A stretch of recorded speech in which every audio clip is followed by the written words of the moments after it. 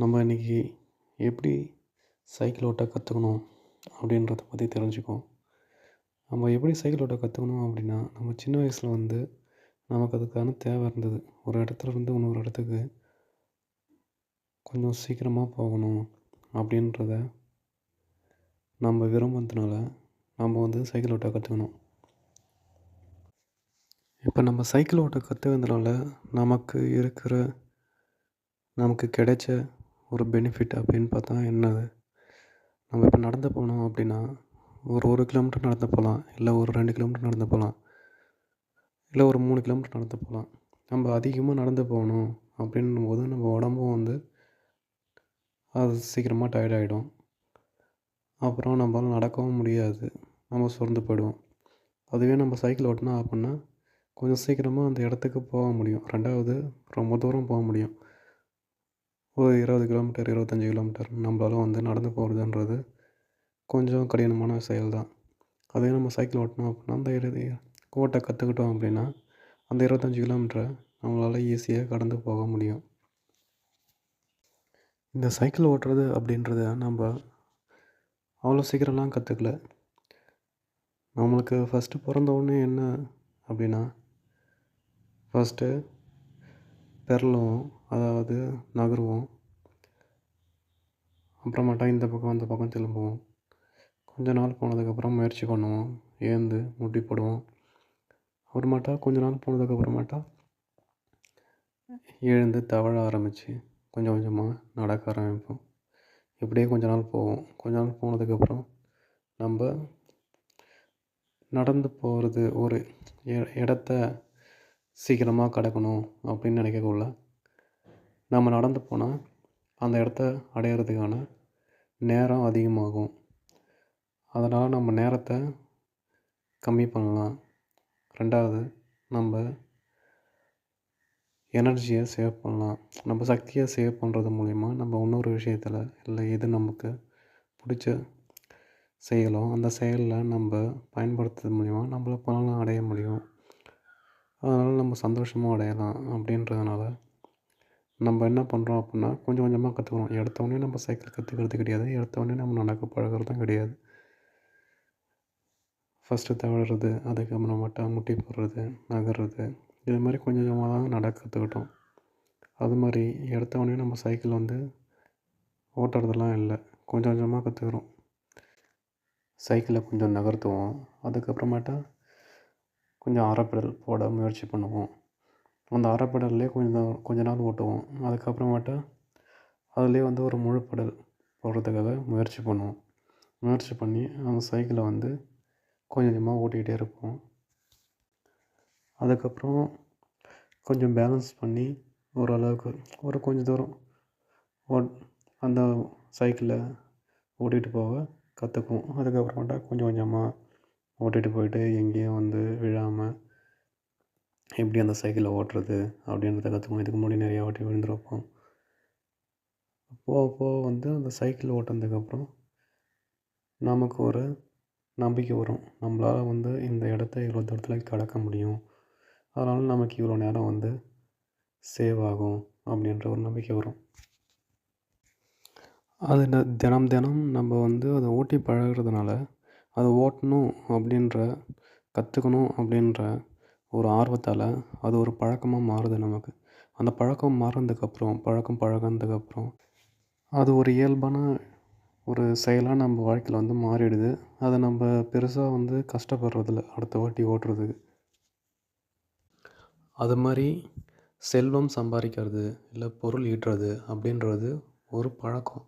அந்த பழக்கத்தை நம்ம ஒரு சின்ன வயசுலேருந்தே வளர்த்துக்கக்கூடிய ஒரு அத்தியாவசிய பழக்கம்தான் அது நமக்கு. ஏன்னா நமக்கு பொருளாதாரம், நமக்கு நிதி சுதந்திரம் அப்படின்றது வாழ்க்கைக்கு தேவைப்படுது. அது இல்லை அப்படின்னா நம்ம அதை கற்றுக்க தேவையில்ல. ஆனால் நம்ம வாழ்க்கையோடு ஒன்றிய ஒரு விஷயந்தான் நிதி சுதந்திரம் அப்படின்றது. அந்த நிதி சுதந்திரத்தை நம்ம அடையாத வரைக்கும் நமக்கு நேர விடுதலை அப்படின்றது கிடைக்காது.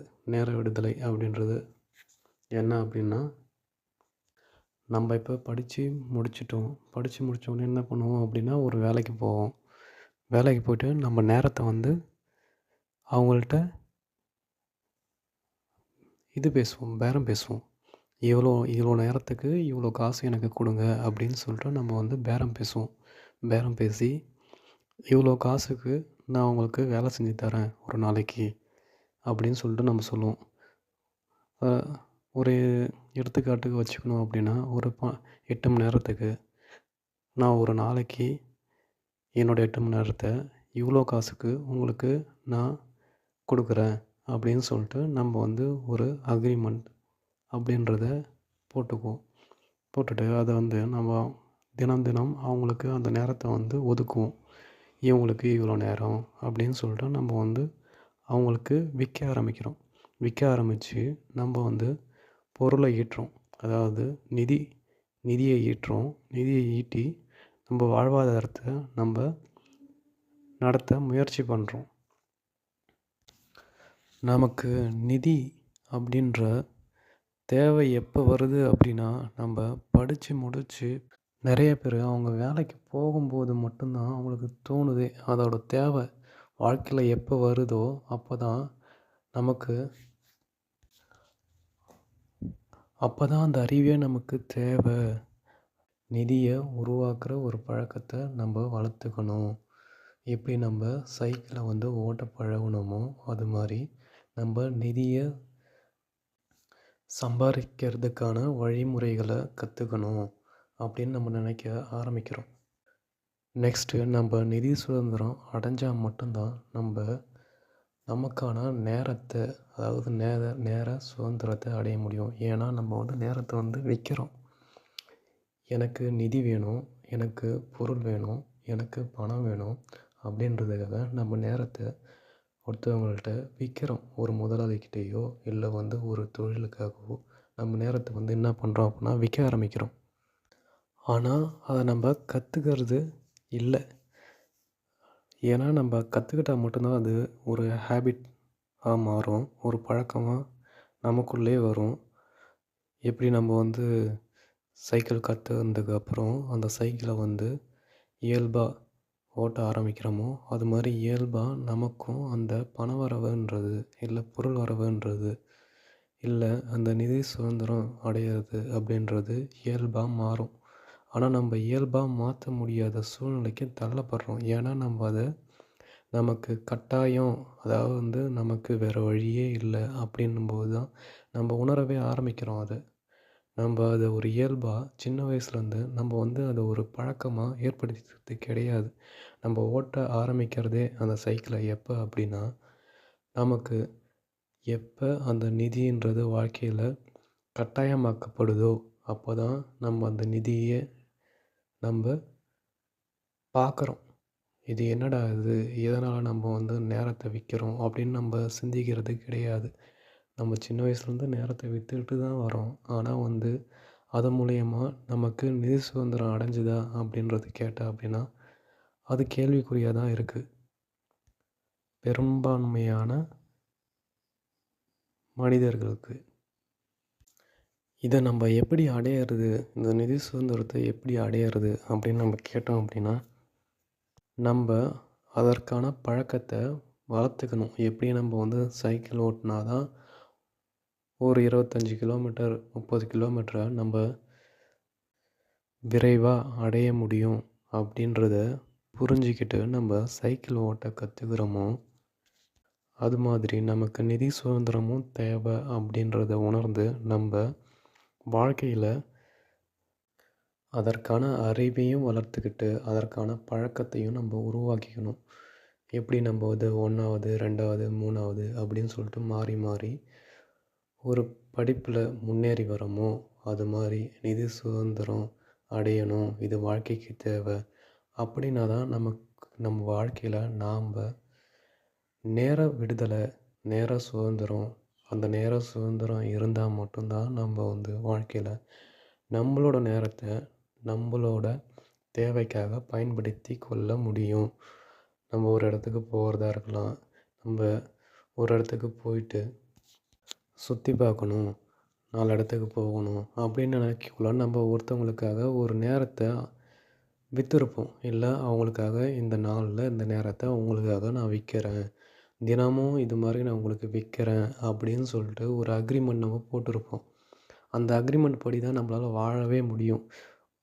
அதனால் நம்ம அதுலேருந்து வெளியில் தாண்டி வர்றது அப்படின்றது ஒரு கடினமான விஷயமா மாறுது. அதனால் நம்ம நேரத்தை விற்கிறதுக்கு கட்டாயமாக்கப்படுறோம். இதனால் நம்ம நேரத்தையும் விற்று வாழ்வாதாரத்தை நடத்த முயற்சி பண்ணி, வாழ்க்கையை வாழ முயற்சி பண்ணி, நிதி சுதந்திரம் அப்படின்ற ஒன்றை மறந்து நம்மளுடைய நேரத்தை விற்கிற ஒரு வியாபாரியாக மாறிடுறோம். ஆனால் நம்ம பொருளை வாங்கி விற்கிற ஒரு பழக்கத்தை கற்றுக்கிறதே இல்லை கடைசி வரைக்கும். அப்புறம் எப்படி பணம் நமக்கு சேரும்? எதை விற்பனை செஞ்சு நம்ம வாழ்க்கையை நம்ம வாழ்ந்துட்டுருக்கோம்? நேரத்தையா? நேரத்தை விற்கிறது மூலிமா வாழ்க்கையை வாழ முடியுமா? நம்மளோட வாழ்வியல் நமக்கு எதை கற்றுக் கொடுக்குது? நேரத்தை விற்கிறதுக்கா? நேரத்தை விற்றனா நம்ம வாழ்ந்துட முடியுமா? நேரத்தை விற்று நம்மளால் எப்படி வாழ முடியும்? ஒரு இடத்துக்கு போக முடியுமா நினச்ச நேரத்துக்கு? ஏன்னா நீங்கள் ஆல்ரெடி அந்த நேரத்தை ஒருத்தவங்கள்ட்ட கொடுத்துட்ருப்பீங்க. அப்புறம் எங்கேருந்து அதுக்கு சாத்தியம் வாய்ப்புகள் இருக்குது? அதனால் நம்மளோட வாழ்க்கையில் நம்ம அடைய வேண்டிய சுதந்திரம், ஒரு ஃப்ரீடம் அப்படின்னு பார்த்தா அப்படின்னா நேர சுதந்திரம் தான். அதுதான் நம்ம வாழ்க்கையை வாழறதுக்கான ஒரு கட்டமைப்பை உருவாக்கி தரும். ஒரு இயல்பான ஒரு விஷயமா இருக்குது. நம்ம வாழ்க்கைக்கான சூழ்நிலையை உருவாக்கி தரும். ஸோ நம்ம நேர சுதந்திரம் அடையணும் அப்படின்னா நிதி சுதந்திரம் அடையணும். நிதி சுதந்திரம் அடையணும் அப்படின்னா அந்த நிதி சுதந்திரத்தை பற்றின ஒரு விஷயத்தை நம்ம கற்றுக்கணும். வாழ்க்கையில் படிப்படியாக எப்படின்றத பற்றி நம்ம கற்றுக்கணும். கற்றுக்கிட்டு அதை பழக்கமாக்குறது மூலயமா தான் அது இயல்பான ஒரு விஷயமாக மாறும். இல்லை அப்படின்னா நம்ம சைக்கிளை ஓட்ட தெரியாமலே சைக்கிள் ரேஸில் கலந்துக்கின மாதிரி ஆகிடும். எப்படி நம்ம சைக்கிள் ஓட்ட கற்றுக்கிட்டு அதை பழக்கமாக மாற்றிக்கிட்டோமோ ஒரு இடத்த சீக்கிரமாக அடையிறதுக்கு, அது மாதிரி நம்ம நேர விடுதலை அடையிறதுக்கு நிதி சுதந்திரன்றது கட்டாயமாக்கப்படுது இந்த பிறவியில். அதனால் அதை நம்ம சின்ன வயசுலேருந்தே பழக்கமாக மாற்றிக்கணும். எதனா ஒரு விஷயம் செஞ்சு பொருள் ஈட்டுறதுக்கான வழிமுறையை நம்ம கற்றுக்கணும் படிப்படியாக. அதுதான் நம்ம வாழ்நாளில் பிற்காலத்தில் நிதி சுதந்திரத்தை நமக்கு தரும். அந்த நிதி சுதந்திரம் நமக்கான நேர விடுதலையை தரும். நேர விடுதலை நமக்கு கிடைச்சா மட்டும்தான் இந்த உலகத்தில் எந்த நேரத்துக்கு வேணாலும் நமக்கு பிடிச்ச செயலை நம்மளால் செய்யவே முடியும். அதனால் நேர விடுதலை அடையிறதுக்கான முயற்சியை நம்ம வாழ்க்கையில் இன்னிலேருந்து செய்ய ஆரம்பிப்போம். அது நமக்கான ஒரு பழக்கமாக மாறி நமக்கான நேர விடுதலையை ஏற்படுத்தி தரும். எதிர்காலத்தில் நம்புவோம். எல்லோரும் நமக்கான நேர விடுதலையை அடைய முயற்சி பண்ணுவோம்.